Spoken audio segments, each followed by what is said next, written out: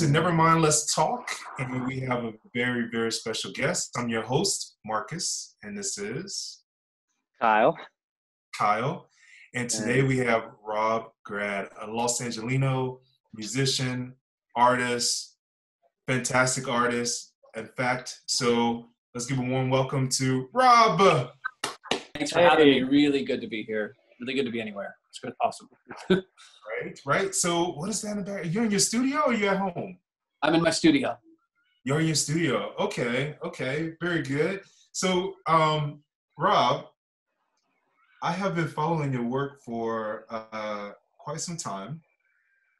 And I'm very, very excited to talk to you because I'm actually afraid to get inside of your head because you are an artist. And the shenanigans that's probably going on inside your head, I'm not quite sure about, but I'm going to jump in and say, my God, man, what's going on in your head? No, I'm kidding. All right, so Rob, tell me, Los Angeles musician, please tell me about yourself. Yes, born and raised in LA, and I did start my career as a musician. I had my neighborhood band. I was just kind of started playing music because my friends in the neighborhood were in a band. Right. And we got good, and then I started college, and we got a big record deal. We signed to RCA Records, and we thought we were going to be rock stars, and we almost were. It was really fun until it wasn't, But we did. We went on tour. I was on MTV back in the day when MTV played music. Yeah. And I remember those days. Yeah, me too. So it was fun, and it was a great start to my career, but that did peter out. And then I kept playing music for a long time, but I was always interested in visual art. And in fact, I got started originally. So the band gets this big record deal, right? I'm 19 years old. I think I'm going to be a huge global star, right? And as soon as we got the record deal, money came involved and managers and all these things, and things started to get, it wasn't fun anymore very quickly. Right. And so at the time, I actually started painting because there was a point where I had this feeling that my dream was coming true, and yet it wasn't fun. And I needed a pure creative outlet that just didn't have anything to do with any of this other crap going on. So that was actually when I started painting. I was terrible, but my interest kind of peeked into it. Right. So that was a theme over years. And there was a point where I started making CD covers I was making songs for TV shows and movies. And this was back in the days where they were still using CDs for submissions. And so these music supervisors would have desks with piles of CDs everywhere, and you wanted them to listen to your music. And I came up with this idea for printing on a photograph of some kind on a overhead projector transparency, and then putting a piece of fabric or sandpaper behind that so you could see through the transparency to the other, and it gave these really cool colors and patterns. And I started sending those off as my CD covers. And I started getting phone calls about the CD covers, and they were really they were super unique and interesting. And so I just kind of kept following that. And then there was a point where I was standing in front of a Robert Rauschenberg painting in Madrid. I was on a European, trip. Yeah. That I went on. I went alone. I was like, I'm going. And I just had this epiphany standing in front of, there's a place called the Thyssen Museum in Madrid. And I think it's one of the largest private collections in the world. It's there's a couple of qualifiers, but it's a giant collection of private work. And it's chronologically set up, the museum. So you start on the 6th floor with the paintings from medieval times, right? And then you wind your way down to the modern stuff. Yeah. Just like a road. Yeah. Yeah. So the last painting before the gift shop is this giant Robert Rauschenberg painting from the 60s called The Express. I think it's the 60s. And he was doing the emulsion technique with the photography on the silk screens, this big piece. And I was just standing in front of it, and I just had this epiphany. I was like, what if I started using my photography, putting it on plexiglass, and using that transparency and painted behind it, and started doing things like that. And I came back to LA, and I started painting using that technique. I did 2 pieces. I took them to a friend of a friend. My friend's sister owned a small gallery space in West Los Angeles, and I asked her, would you just take a few minutes with me one day? I just want to ask you if these are any good or anything. And I took them in, and she looked at them. She goes, "These are wonderful. Let's do a show." Oh, So I got, I'd done 2 paintings, really in my life at that point, and she offered me a show. So I said, sure, having no idea what I was getting into. I was totally over my head. It yeah. was so much harder than I thought. Yeah. And I was completely stressed out, but I pulled it off. I sold a few pieces at that show, and I loved making visual art. And so that was the beginning, and that was in 2010. Well, that's quite a story because, I mean, artists take years before they're able to get into galleries. And I mean, just by chance, your friend owns a gallery, you get in a gallery. How much did you sell your first piece? The first pieces I sold for, I think between $600 for like a small one, like a Yeah. smaller one. And I think the larger one sold for 2,200. Okay. So they were, but they were significant. My work there's expense involved with it, and there still is, Right, in materials and printing and cutting and everything. So, but I have a couple of qualifiers before just like sounding like, oh, I just scribbled this and boom, I was an artist. I yeah. had been doing graphic design and websites for a number of years before I even attempted this. And I had learned how to make things work in a space, right? Like in a finite space. Like I had already learned things about composition and things like that. And also doing music for so many years, I was very accustomed to speaking through metaphor and by creative means. So there was learning new skills involved, but it wasn't like I just had no clue about anything, So sometimes I think I send the wrong message in giving that information because there was things that, Listen, if anybody knows anything about Los Angelinos, they know that most of us have at least 5 jobs. Right. Very true. Which means that we qualify for a lot of different things because rent is not cheap in Los Angeles, let me tell you. Yeah. So that falls in line with that city in general. So you're gonna live and die in Los Angeles, man. You can't get away, can you? Well, I did. So what I had been in LA my whole life. I always thought I was going to go on tour and see the world with the band, and that never happened. And I was starting to get older and the years were passing, and I was like, I got to get out of here. So that was that trip I took. I just mentioned it, to Madrid, Right. was a trip through Europe. Right. And I actually had a magical thing happen for me in Paris that changed my life. Really? And so I had never been to Europe before. And so I started in London because I figured I spoke English, so that would be a good place to start. And then I was going to travel from there. Right. And I'll just try and explain this the best I can without going too long on about it. But so I went from London to Paris. I took the train. I think the Eurostar or whatever the train is. It's been a long years now, but I took that. It's the Eurostar. And the San Michel station was what I was told was near the hotel I had planned to go to. So I got off at the San Michel station, and I'm going, I know nothing. Never been to Paris. I'm there alone. I don't know French. I had nothing. So I'm just kind of like walking through trying to find the street. And I kind of walked. I found the stairs. I go up to the street. You kind of hear the noise get louder as you're getting closer to the street. And I just got up to the street, and I did a 360, like just look around. And I had this, how do I even explain this experience? I think we lost your video. Okay, there you are. Am I there? Okay, sorry. It was letting me know my battery's down. I'll plug in if we have trouble. And I just felt, the best word to describe it is comfortable, but in a way that I had never felt in my entire life. All those years in Los Angeles, like there was just something about Paris that just instinctively, I felt like I was home. And it was the weirdest feeling. I still can't explain it. And I've been back there a number of times since then, and I absolutely love it. But that one moment I will absolutely never forget. And I still feel that way when I go there. There's something cosmically about me with there. I got invited back in 2012 to do a performance. So my friend was doing a light installation on the Saint Beauvoir Bridge over by the library. The large library, yeah. Yeah, it's the name, the Beauvoir, but it's named before, I think, Saint Beauvoir, whatever the name of that bridge is. It's a walk bridge. And he was doing this light installation for the summer along with the city of Paris, and they invited me to come do a musical performance with the light. And that was another night I'll never forget. It was my favorite musical night of my entire life. All the great things that I did and all the fun things that happened in music, that was the night. Because that was like, I composed this music specifically for the installation.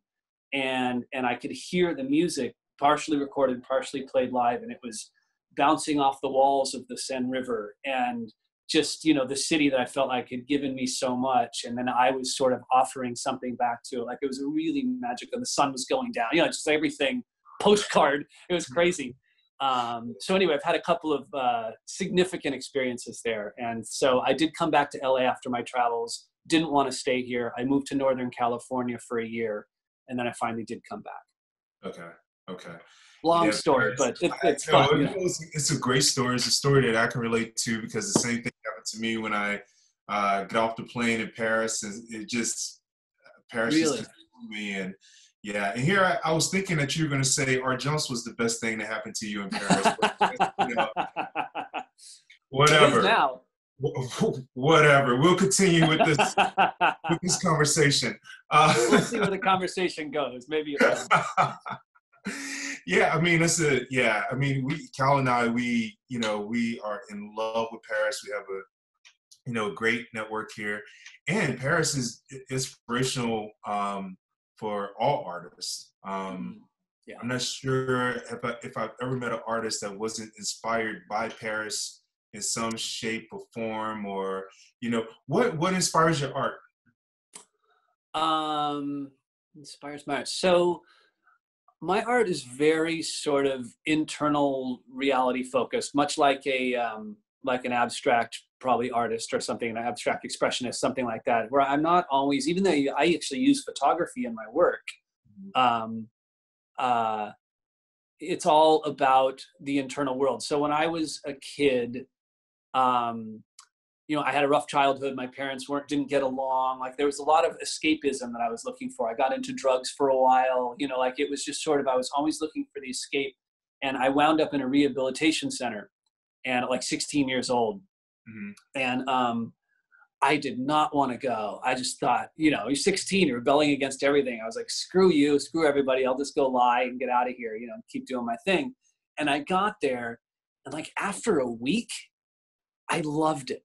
It was like, and I was shocked, but you get up in the morning, they make 3 meals a day for you. You talk about your feelings, you hang out with people and smoke cigarettes on the patio. There's no school, there's no job, there's no responsibilities. It was wonderful, right? And I cried when they wanted to send me home. I was like, I could stay here forever. This place is awesome. So I think you're the first person to say it about rehab. Right? I know it sounds so bizarre, but there were reasons for it, right? I loved it. So, but I did get interest in psychology at the time, like, cause I was going through all of my own stuff. Mm-hmm. And so it's kind of set me on this path of being interested in how I see things, how the world comes through my filter is the experience that I have. And then when I change that filter, it completely changes the experience. So you can be looking at a tree and everyone has a different experience of looking at a tree. And right. So I'm really interested in that in my work and how, we're all here trying to live our best lives. And I think the path to that, I got really interested in Eastern philosophy, Taoism, Buddhism, Hinduism, and other religions and stuff. And so that was sort of the path that I went down. So all of my work tends to somehow reflect, and each series kind of has a different theme to it, that I do. But each one kind of has a theme somewhere about the decisions I make and how I see myself and how that changes through time. How the way I see myself and the world around me changes through time, and it affects my experience of being alive. Yeah. I mean, wow, that's a great explanation. We both totally get it. Cal's a photographer as well, and he's very fascinated with your work. So he couldn't wait for this interview because he has some questions for you as well. Awesome. Yeah. The first thing I noticed when I first saw your work, I feel like you've done a great job of branding. Thank you. I feel like you've done a great job of branding. I think that, visiting your website, and this is where a lot of artists struggle. They try to find their voice. They try to find the right mix that really showcases who they are. What was your process in simply branding yourself? Wow, I've never been asked that before. So I appreciate your comment, by the way, because I do spend effort on that, and I have spent quite a bit of effort on it. And so I appreciate that you recognize that. That makes it just feels good. But as far as I'm sorry, ask me again. What specifically do you want to know? What was your process in branding yourself? Okay.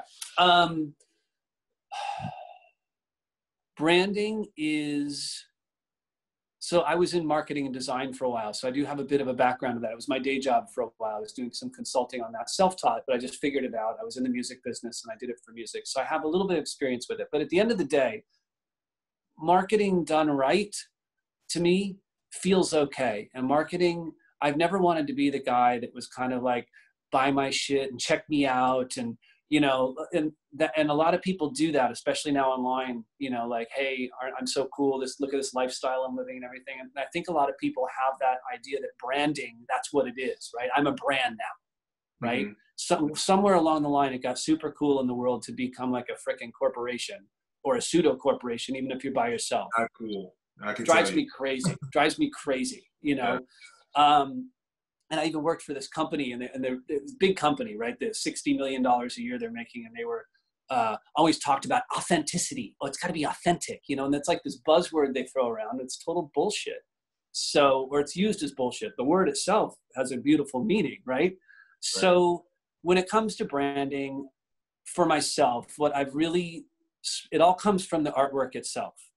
So I've spent a lot of time and energy working on my artwork to the point and developing my own personal vocabulary of my artwork. Yeah. And so I think once the artwork kind of had its own, like I said, vocabulary and expression about it, there's a commonality about it, even though I was doing a bunch of different things, the branding gets much easier because all the branding has to do is support the artwork and stay out of the way. Mm-hmm. Right? It's really about, and it's knowing what people respond to in my work and trying to spend more energy on that. And the things that people don't respond to, spending less energy on those things, and just make it all work together. And when you say when people respond to it, is it when you have an exhibition and you see how people respond to your work in real time, or is it feedback that you receive for your website and your Instagram page or something? Both. I mean, Instagram's great because you really do get a sense of, you post regularly up for long enough, you get a sense of which posts or work people are responding to more than others, Yes, sometimes the algorithms mess with you and, you put text in your, you put text in your picture and they don't show it to anybody, that kind of stuff. But outside of that, it is interesting to go look back over time and go, oh, that's interesting. Why did this piece resonate and this one didn't, and it shows too, you could put up a show and see, people always respond to, we're attracted to certain things. And for the most part, even when I think that the work is very even, as far as my perception of how well successful each piece I think it is, right, people will respond to certain ones. So I've just kind of always, I don't model what I do to that, but I do pay attention. Yeah. Now, I did that with music for years, and I really think it was the destruction of my music career. And so I vowed not to do that with art. I listened too much to people's feedback, and it made it no fun anymore. I became not uncreative, and it just ended it all. And so now I've vowed not to do that with my artwork, and I haven't.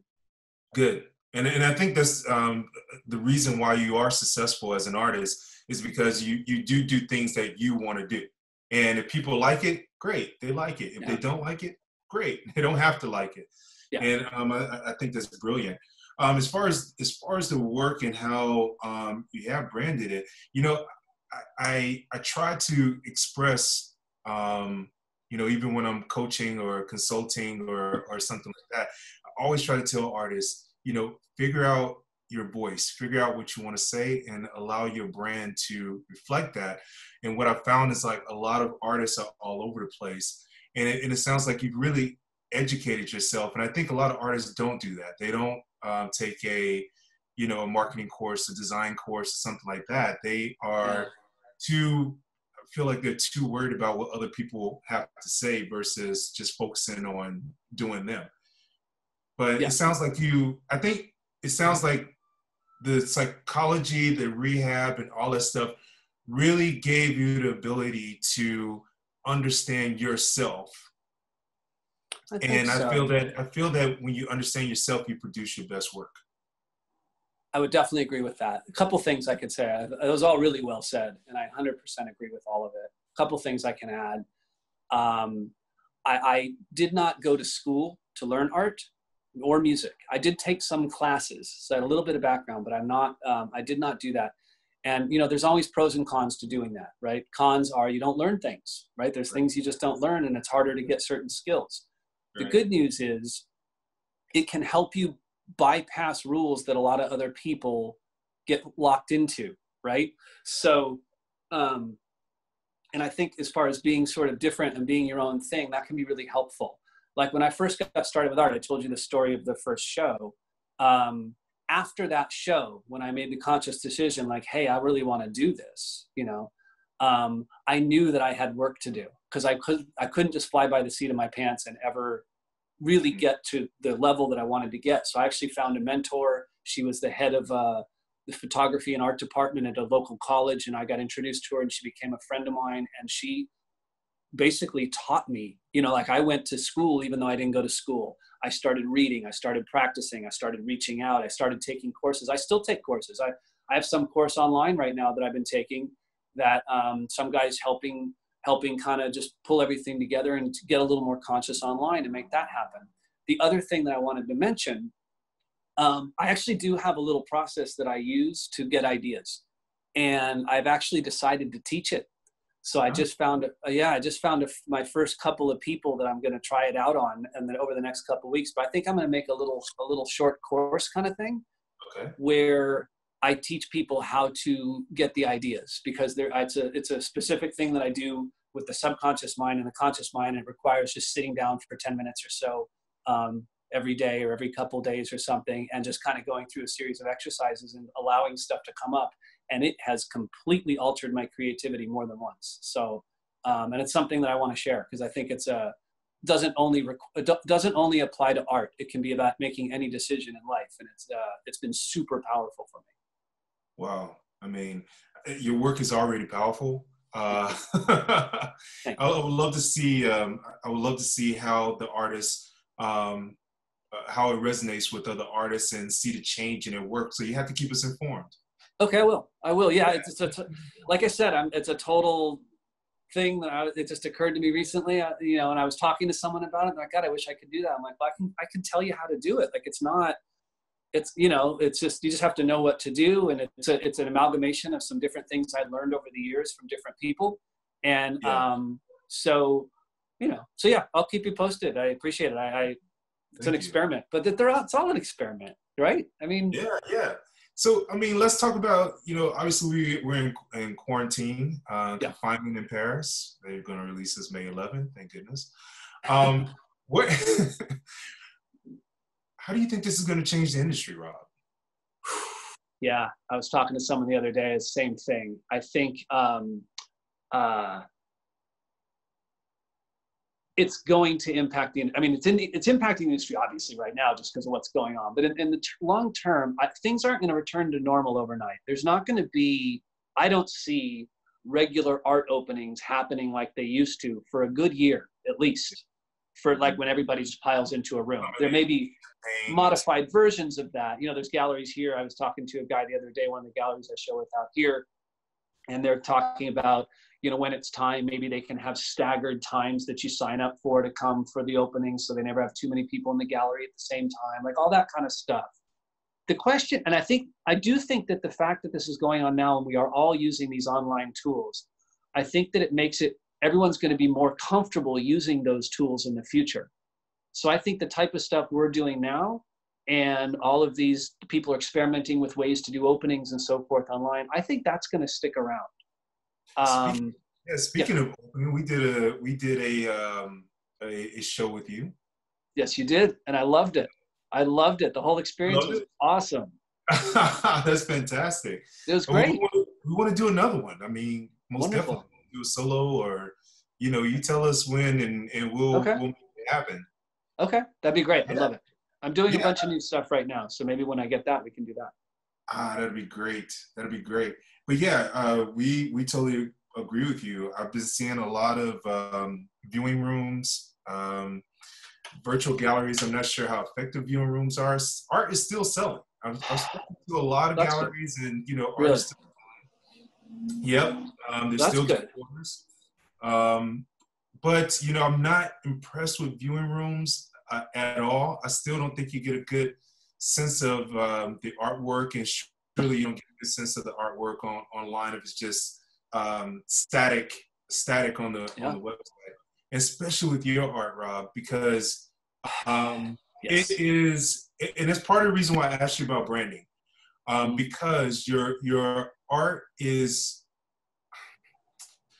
more than you can receive off of a photo. Now, the photos are sharp. Like, you've done a great job of professionally photographing work, but I don't think anyone gets a real sense of the context of, or the, what am I trying to say? The context of what you created, because it's three-dimensional, number one. So you're in your studio. Please take us through your pieces. Give us. Yeah, I was going to say, why don't I show you? Yeah. Trying to flip the camera around real quick, so forgive me if I screw this up, but I can show you the layering on one of these. Yes, the layers. Yeah. Wow. So you can see how all of this. So it's sculptural, really, right? Yeah, it's a wall sculpture. That's exactly what it is. Yeah. So you're right, and I've struggled with this. I've struggled with this significantly in photographs because, you can never really, see if I can flip this back around. Hold on, sorry. There we go. I can't photograph that. Like, you can, but it just doesn't translate when you see them in person. And when you change the lighting, they get all completely different.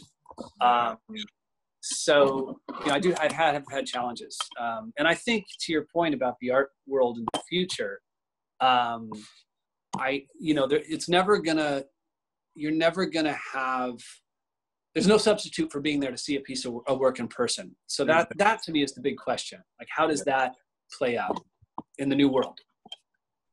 I think Cal and I've had these discussions about online buying. Yep. And it's increasing. I mean, 40% of art is purchased online. I'm pretty sure that number has increased since the COVID-19. Yep. I'm a little skeptical because I don't buy work online unless I know the artist. Right. And I know that's terrible for me to say, considering that I'm a consultant and all, when it comes to buying art, but people just trust my taste and that the artwork is going to be good. But still, I have a hard time doing it. And but there is. Have you looked into some 3D photographing? I'm pretty sure you have for your actually artwork. No, I really sort of haven't, as far as the technology goes. And you're right, that's something I should probably look into. I would definitely try to 3D, because we want to get you to Paris, obviously, and do a show here. And I think people will really appreciate your work, from corporate offices to individuals. You just recently did a installation in corporate office, right? I did. Well, that mural I'm talking about that goes in next week, that is it for a real estate investment company, and it's going in their ground floor. Right. It's huge. Okay. And then I just did my first outdoor sculpture for an apartment complex in Northern California. And that was an interesting project, but I want to do more of that as well. So they're like flat panels of 1/2-inch thick aluminum that I cut out in the shapes that I do. And then they're separated by a few inches each, and you can kind of walk around the whole thing, and it came out great. Really? Really happy with it. So that's a new thing for me as well. I'm going to do more of that. Yeah. So, just kind of, we'll see what's next. I'm making a book right now, actually, because, I put text in a lot of my pieces. I wrote songs for so many years, so words do come to me as well. So I kind of write these lyrical things. sometimes they go in pieces. Sometimes it's just words from them that are in pieces. But I had a lot of people asking me about them, and I post them on my blog and I post them on Instagram sometimes. So I pulled together a book, and I'm doing all new artwork for the book that goes along with them. But I think they're going to be flat prints, Okay. as opposed to the sculptural stuff like this. Oh, But it's very similar, sensibility, just a little different approach. Rob, do you remember as kids we had those books where you open it and then it pops up the little Oh yeah, house? of Do you remember that? course I Are do. we Those old, were man? awesome. I Love those love books. those books. They were magical. They were magical. Okay, so we have very little time left. Yeah, I know. In So the you have the book coming up, which I'm gonna try to get that distributed here in Paris. Oh, that'd be So amazing. I want the exclusive. Okay, I'll let you Um, know. and That'd be then great. also, I want you to tell people how to reach you, how to get in contact with you. Instagram, it's just Rob_Grad. Mhm. So that's a great place. DM me. I'm here. Also, my website, just robgrad.com, has a lot of my work up there as well. And there's a contact page on there. You can just send me a note. It comes right to me. Yep. Those are the best ways to find me. Yep. And then also, we will have a page on artgence.com. Yes. If you're interested in Rob's work and you want to exhibit him or buy his work or whatever it is that you want to do, call Artgence, Marques Hardin, and Kyle Yes. Dow. No, I'm just kidding. Hey, No, listen, perfect. you know what? It has been a pleasure, Rob, to meet you. Me too. We're gonna have another session after this interview. I look forward to talking to you about that. Excellent. But thank you for taking the time out today to interview with us. Never mind, let's talk, right? Yep. Get all shit, let's just talk. And we'll see you again soon. Thank you so much for having me. Really great to meet you in person, and just so glad to be getting to know you and having all this. It's great. So thank you. Yeah, it's a pleasure, man.